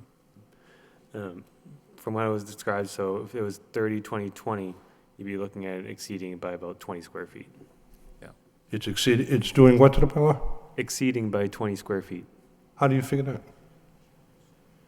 The way the zoning code is being interpreted in the comment is that the square footage for the sign faces combined would need to be at 50 square feet or less. It's not, it's reading, each face can be 50 square feet. Read it. Each face can be 50 square feet or less, not the total signage. Each face can be 50 square feet or less if you have 3. If you only have 2, they can be 30 square feet. But we have more than 2, we have 3, so they can go up to 50 square feet. Right, so Explain to me how a supermarket like Demoulas or anybody else, or not Demoulas anymore, but explain to me how any shopping center in Lowell that has 20 tenants can possibly have a pylon sign if they only can have a 6-inch name. You can't read it. The more names you have, if you're going down to 50 feet, you're going down to quarters of an inch. It's like putting up a piece of paper. The intent of that thing was for each face. There's 2 faces per sign, unless you have more. correct, two faces being a front facing one direction and a front facing another direction. Oh, I don't believe that's what you're talking about here. You're talking about these are faces. When you say we're going to reface, let's say we weren't putting this sign up. Let's say it was already existing. We're going to reface, because Lowell 5 is moving in there. We're going to reface the Lowell 5 sign. We're putting a face on the Lowell 5. Jones's Drugstore and Harry's Hardware is already there. We're refacing. Each face is allowed 50 square feet. Think about it a second. I mean, if you're only allowed 50 square feet for the whole thing, it's impossible to have a pylon sign on Lowell. I think she's totally misinterpreting it. You know what I'm saying, Joe? You don't see what I'm saying? How do you get 20 tenants in there with 50 square feet? I understand your interpretation, but it's different from my colleague. You're different than what I interpret. That's Well, why- I've dealt with other cities in town, I'm telling you, that's what the intent of that bylaw was. Yeah. Well, and that's why I'm asking Joe for what the city's position was. We seem to struggle with signs a lot of times around here, kind of a sore spot for me, I know that. And it's not to put Joe on the spot. I mean, the comments didn't come directly from Joe. I'm just trying to get a real understanding. If supposedly the petitioner is exceeding the square footage, how much are we really talking Can I bring about? up the bylaw? It's a Lowell bylaw. Well, You can look at it. She sent it to me. you can give me, you can tell me about the bylaw, but I rely on DPD to give me some better explanation of what that says, you know, just. to All I'm make doing is asking the question. How do you put 20 tenants in a mall? How can you do it? If they each only get 2 square inches? It would have to seek a variance from this board. Pardon me? It would have to seek a variance from this board. Not every mall does that. I mean, come on. There wouldn't be any shopping malls. I think she's just misinterpreting the bylaw. Okay. All right, so let's, I understand your position. I heard what Joe said. Here's a question I have. So I'm looking at the plan, as you explained. You've walked us around all the signs. And I know we're not here to discuss the other building. So this isn't for you, Mr. Duggan. This will be for Joe. So what are we going to do when the new building gets up, gets a tenant? and they want to do signage, and we're looking at the whole site, I guess I don't want to belabor this, but how are we going to handle the site as far as signage? Sure. So, depending on what direction the board would like to go, could be something where a future tenant or tenants signing up for the other building could come back on an administrative review. It could be also restricted that they have to adhere to the side panels that are presented tonight, as shown in the plans. So they wouldn't be able to vary the dimensions on the different panels that are presented. Or the board could simply deny it and a new proposal would have to come in. In other words, is the site, does the bank own the land, or who owns the land? Mr. Duggan's here representing the bank, correct, Mr. Duggan? Yes, and I'm also kind of representing, because the signs aren't built yet, the two pylons, because, you know, I know. theoretically, Lowell 5 would just be putting their face on that sign. And, And do you know where I'm coming from? yeah, I do. I'm just, How about if, you know, if we just do, if we denied number 8 and just came back later to put it on when the other building's built, so therefore, the argument would be that, you know, there's no brand name and there's no recognition of what that building is facing that way, and right now, there is nothing there. But in the future, there will be a parking lot there, which would make it, you know, definitely what they call by right, because it does meet the bylaw in that case, it's facing a parking lot. But we were hoping that we could get it all done at once, but if that be it, that's it, do it. well, again, and this isn't your problem, this is my problem. Yeah, okay. The whole thing with the signage. Do you know where I'm coming from, Joe, on this? I mean, we're gonna be talking about a whole site here.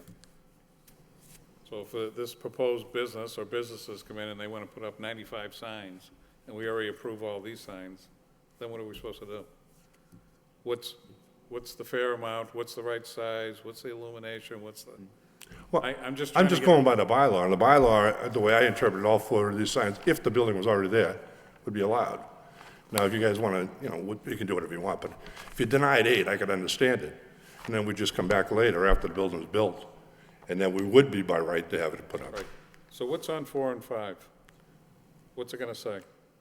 Enter, exit. Okay, that's it. There's no graphics on it or anything. Okay. I mean, other than the word enter and the word exit. Right, so numbers 10 and 1, you already addressed, those are the pylons, right? Those are the pylons, right? And are we gonna have more than one tenant on those pylons someday, when both buildings are occupied? Yeah, okay. But, you know, So on numbers 2 and 3, are those in and outs also? yes, Okay. So the other 4, a wall only sign. for the bank? 6, 7, 8, and 9 are all wall signs, Right, and they're only for the bank? all for the bank. Okay. So it's possible, Joe, the proposed new business could have 4 signs being proposed also on the building? Just, I don't know. Yes, that's correct. Yep. So 2 and 3 are in and outs, that shouldn't be an issue. My thing is, you know, if we say we can't have 8, does that mean we can't have one on the left-hand side of this building here, if that even makes sense, even though there's no drive-through? I mean, I can't see denying number 8 if it's possible it could be on all 4 on the other building, but I don't know what's going in there. I think when you have a freestanding building Yep. that is surrounded by either parking lots or entrances, I think the way I read the bylaw, that they're entitled to one on each side, as long as they don't exceed. I'm not saying I mean, a big problem with it. Again, we have these bylaws and ordinances, and the signs are always, for some reason, that's why I'm thinking about numbers 1 and 10 here. If those are gonna be the only 2 pylon signs for the site, I just assume, say, those are the only 2, and there's never any more, they're gonna go on that site. But do we as a board have that right to even make that? I would assume we could, but, For the pylon signs, yes. yeah. Yeah. So we absolutely sure we want the signs to be in locations 1 and 10 for the pylons. I'm gonna say, now who owns the site? I'm not entirely sure who. I think I have that here for you, hold on. So, for building, for the business professional office, If is you only want- only one person gonna come to us in the future? Is Mr. Duggan, for instance, gonna come to us in the future to represent the whole building? Not saying you're getting the business, Mr. Well, I'd like to Duggan, get the business, yeah. It's unclear at this point whether or not tenants would come in individually, or if it would be one representative coming in for the entire building. But do you understand what I'm trying to ask? I just- Yes, Mr. Chairman. Yeah. All right, I have I feel the, like handcuffing people if we do something about what's being proposed. And it has nothing to do with you, Mr. Duggan. I'm just looking at the site, because if we approve X, Y, Z, and then this gets going, and then it comes in, oh, we can't do this, we can't do that, and you can have this guy, this is the owner's. you're determined to give me the censure.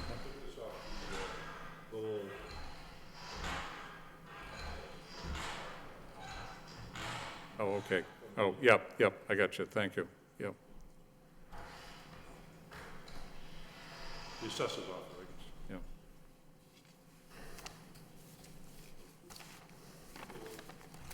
Yeah. So a signed company would come in and represent someone. It's not necessarily the site. Who owns the site? It's the individual business or businesses. Hey, that's pretty good. That's correct. It could be a representative for a particular business, or it could be a representative Okay. for the property to identify signage for one or multiple tenants for this 6,300 square foot building. If the board is concerned about signage, there could be a few conditions that could be generated in order to try to maintain some review over any new signage for the site.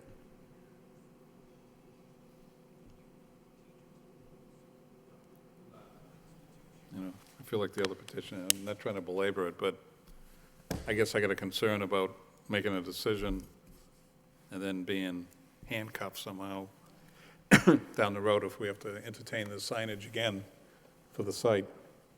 I just want to it's almost like saying, I want to ensure everything's covered with this vote, but I know we can't do that.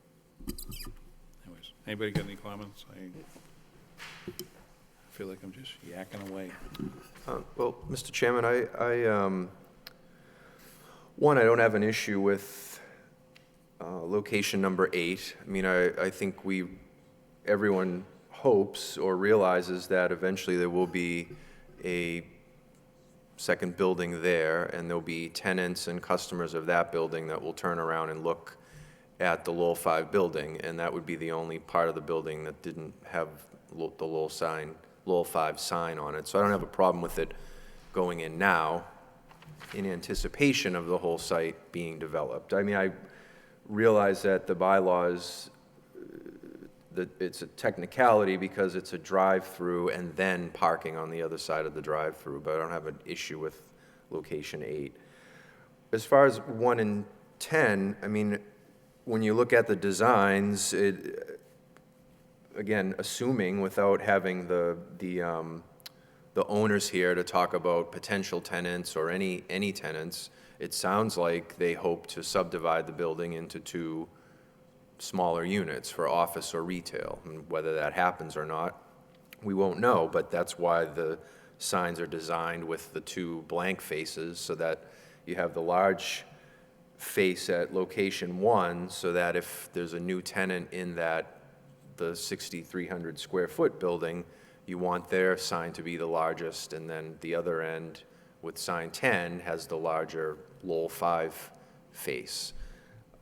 I guess I would be concerned if the 6,300 square foot building is divided up into 3 or 4 or 5 units, then someone would be coming back to us with a new sign request, because there wouldn't be room on these signs for 3 or 4 or 5 tenants to be listed, and unless there's some way that the sign Well, they could could readjust that, but I think, could. like I say, going back to the bylaw is just saying that nothing can exceed 50 square feet per face.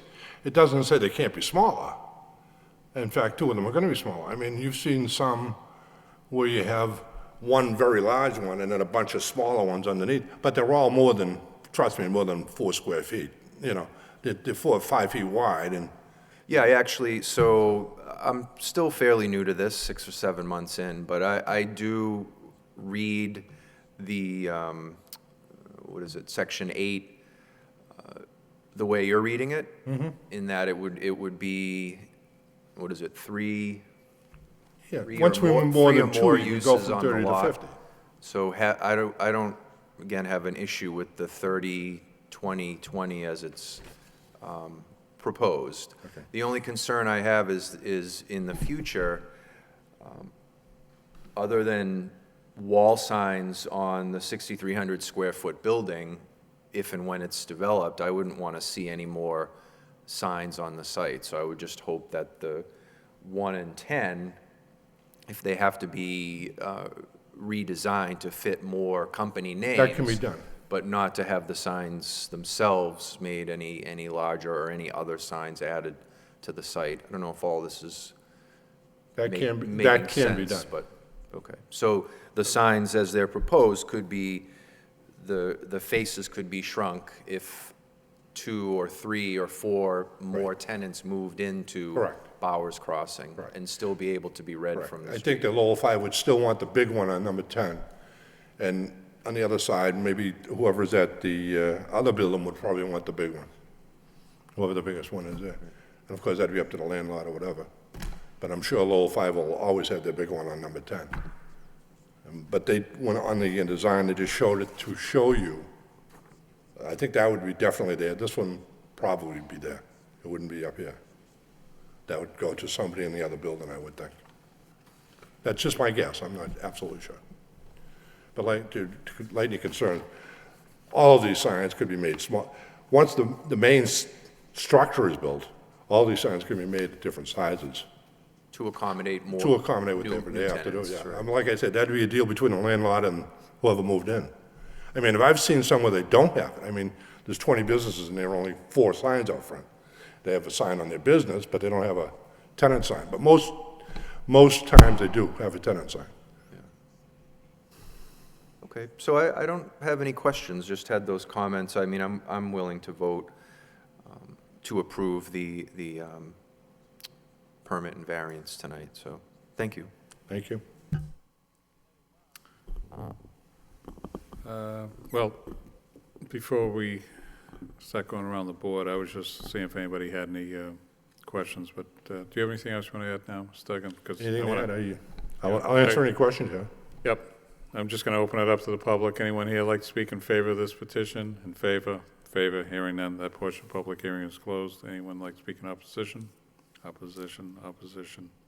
Hearing none, that portion of the public hearing is closed. Joe, before I go back to the board, do you have anything you want to add at this point? Not really, Mr. Chairman. Just to say that the way the sign bylaw was interpreted is in terms of the square footage for the total sign being 50 square feet is consistent with how it has been interpreted by DPD for signs in the past. And that's, could be a reason why a number of petitions have come in front of this board. Yep. Okay, so, Mike, I'll go back to you. Do you have anything else you want to? No, I'm sorry I jumped in before No, the that's public okay. hearing. It was just It's okay, because there was no one here. no problem. Thanks. Thank you. Van?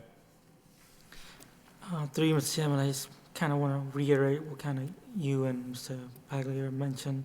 I think the only concern that I really have is for the future tenants and, this sign and how it will be evenly distributed and kind of across the board, so that's all I want to say.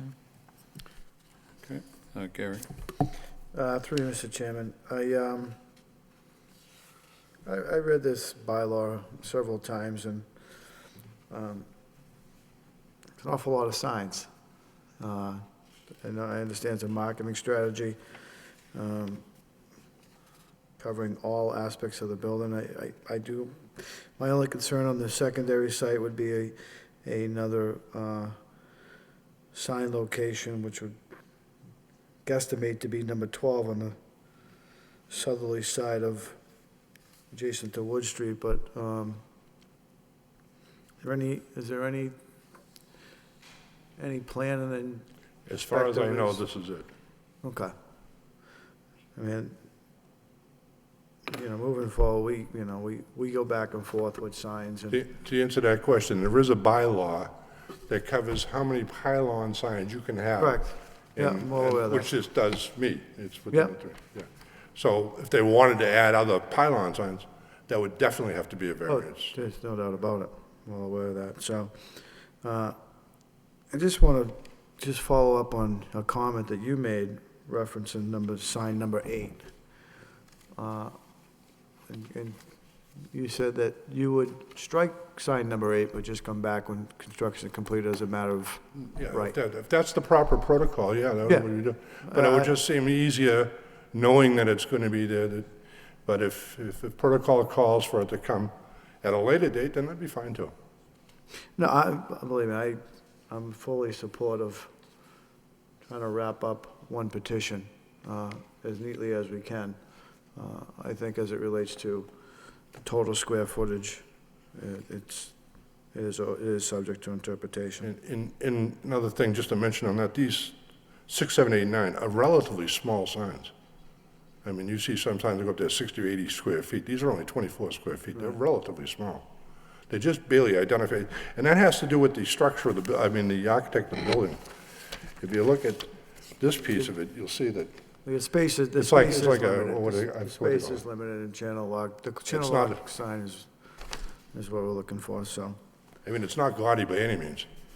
Excuse The me? signs aren't gaudy by any means. Oh, no, They're no. very, Nope, I have no qualms with the professional technique of the company, so I just wanted to make those comments as well, and that's all I have, Mr. Chairman.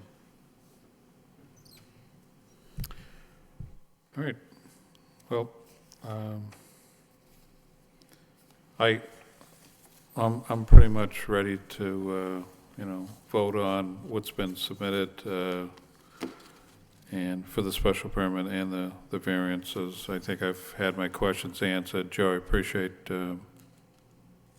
you answering the best you could as far as the signage, but again, I just think this whole signage thing for the board is always a struggle, and I guess whenever the other proposed new business goes in there, if we're going to talk about signs, we'll address that when the time comes. So I will fully support the proposal as is. I don't have a problem with the sign number 8. If somebody in the board does, then, I'm fine with taking it off. But as everybody was talking, I was looking again at Mr. Duggan's, or Metro signs, especially the signs, or excuse me, the lettering that's on the building. And, I think that's pretty consistent with their brand, I'll call it, with the banks, other Lowell 5 banks. So I don't see the location on number 8 really being that, I appreciate Judy's comment, but I just don't, me personally, I don't see where it's going to affect my vote. And that's pretty much it. So, any conditions from anybody, any other comments before we, nothing, anybody? No. So, Joe, we'll entertain 2 separate votes, one for the special permit, which would be for the illumination, correct? And then a second vote for the variances, which will have to do with the exceeding the square footage, correct? Yep. Correct. Yep. Okay, so Gary, we'll start with the special permit first, please. Through you, Mr. Chairman, the matter before ZB 2014-39 for a special permit at 150 Wood Street for illuminated signs, and make a motion to approve. We have a second? Second the motion. Roll call? Mr. Bailey? Approved. Mr. Palio? Approved. Mr. Peck? Approved. Mr. Perrin? Approved. Okay, so we've approved the special permit, and could I have a motion on the variance, please? Through you, Mr. Chairman, there's a matter before us at ZB 2014-39 for a variance at 150 Wood Street for size of signs and location of signs. I make a motion to approve.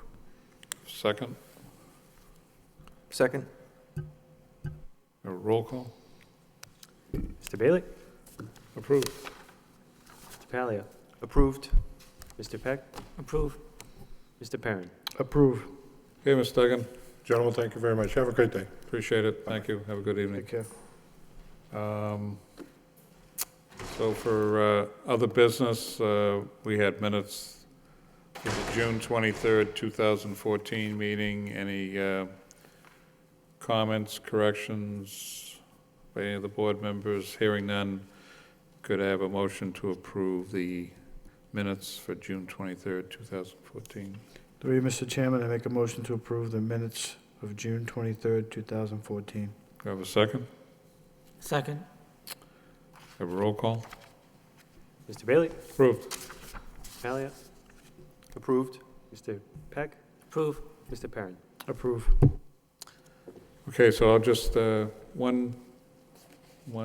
guess I'll just throw it to you, Joe. I was down on Chelmsford Street and noticed that the electronic board was working on Chelmsford for Route 3. That's I'm not correct. going to say finally, but when something like that happens, do you guys get notified on that? We did, because they didn't have to come in and get a building permit. So it was just issued this week, at the beginning of the week, and it was installed by Thursday. Yeah, because I think I saw it on Excuse me, last Saturday. I week. think I actually saw it, no, I saw it on Friday. Yeah. Yeah, it was installed Thursday last week. I'm sorry. I won't say what I was doing on Friday, but I did notice it, and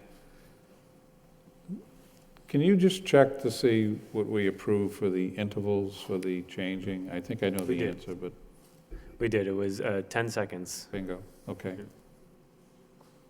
which, Because, you know, again, with old age and nothing to do, I was watching that. No, that was good to see, and it's been, how long has that been? We've been waiting for the state, it must be, what, 4 years? about that. Yeah. Yeah, okay.